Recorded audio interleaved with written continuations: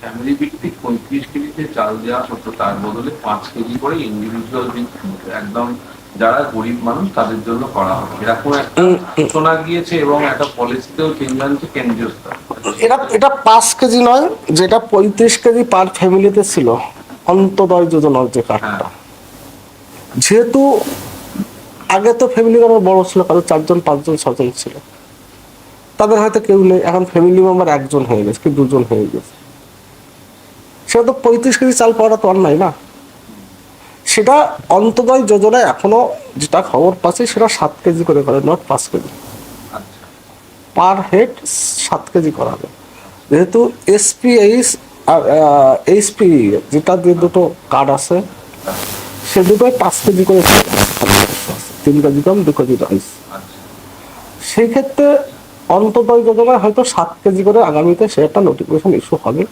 সেটা আগামীতে কে ডিসিশন সরকার ডিসিশন করে সেন্ট্রাল গভর্নমেন্ট নোটিফিকেশন পাঠাবে, তারপর সেটা ব্যাপারটা শুনুন। যেটা ভাবনা চিন্তা, আমাদের মূল উদ্দেশ্য রেশনিং ব্যবস্থাকে দুর্নীতিমুক্ত করা এবং সত্যিকারের যে উপভোক্তা যাদের রেশন দরকার, যারা গরিব মানুষ তাদেরই দরকার, তারা যেন সঠিকভাবে রেশনটা পায়। আমাদের মূল সরকারের মূল উদ্দেশ্য এটা। যাদের রেশনের দরকার নেই বাবা, তারা ছেড়ে যান না। আপনি ইয়ারলি 12 লাখ টাকা কামাই, কেন আপনি রেশনিং ব্যবস্থা সিস্টেমে থাকবেন? যে ইয়ারলি 1.5 লাখ টাকা কামাই করছে সে বঞ্চিত হচ্ছে আপনার জন্য। আমাদের মূল উদ্দেশ্য যারা গরিব মানুষ, যাদের রেশন দরকার, তাদেরকে আমরা খোলা সাপোর্ট করব, কোনো কথা নেই। তারা যেন সঠিকভাবে রেশনে থাকে এবং রেশন ব্যবস্থার মাধ্যমে তারা যেন দিন যাপন করতে পারে, মূল উদ্দেশ্য। ঠিক আছে।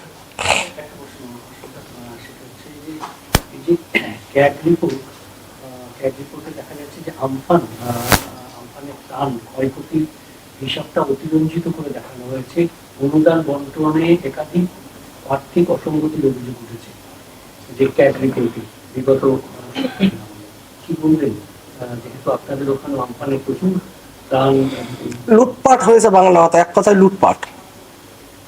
আমফান কবে হয়ে গেছে, কি দরকার ছিল এতদিন চালু রাখা? অল্প কারা খেয়েছে লুটপাট করে গেল। সিঙ্গুরে জমি অধিগ্রহণের টাকা মমতা ব্যানার্জি সিঙ্গুরে চাষিদের এক্সট্রা বেনিফিট প্যাকেজ করে রেখে দিয়েছে।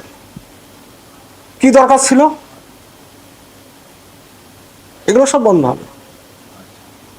আমফান, আয়লা, আমফান কবে সে প্যাকেজ এখনো চালিয়ে যাচ্ছে না। কাদের বেনিফিটের জন্য? রাজনৈতিক নেতাদের বেনিফিটের জন্য। বিজেপির গভর্নমেন্ট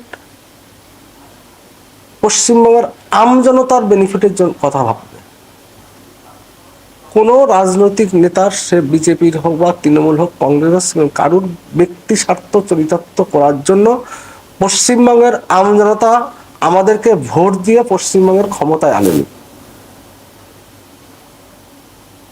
ঠিক আছে।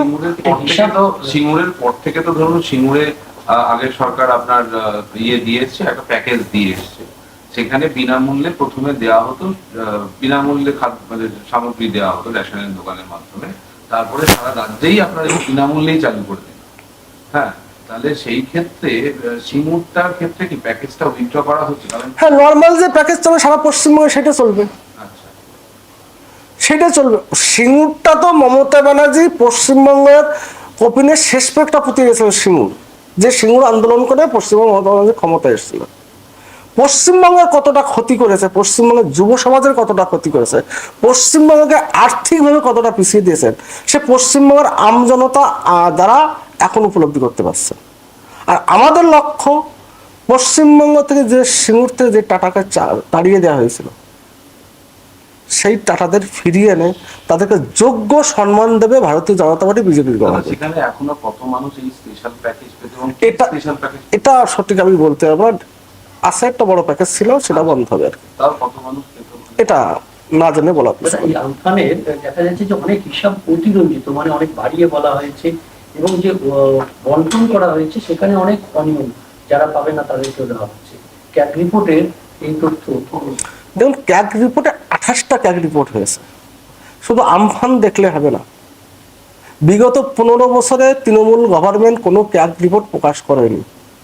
আমরা 5 বছরের বিরোধী থাকায় অনেক লড়াই আন্দোলন করেছি, সে রাস্তায় করেছি, বিধানসভার ভিতর করেছি, কিন্তু তাদেরকে ক্যাগ রিপোর্ট প্রকাশ করাতে আমরা পারিনি। ক্যাগ রিপোর্টটা প্রকাশ করতে গেলে যে কাজগুলো তৃণমূলের দরকার সেগুলো তো মমতা ব্যানার্জি করেনি কোনোদিন।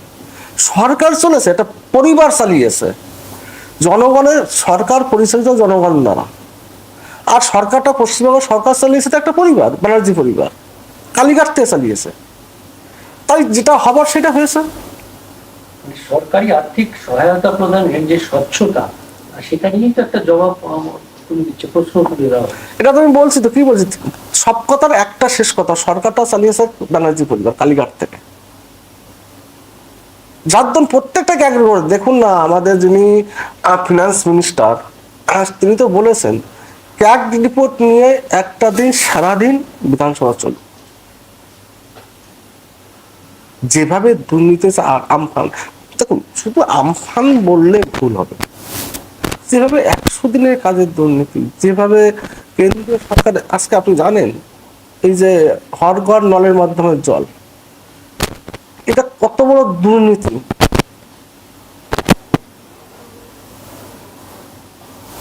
আপনারা অনুমান করতে পারবেন না কোথায় নিয়ে গিয়েছিল পশ্চিমবঙ্গের মানুষ।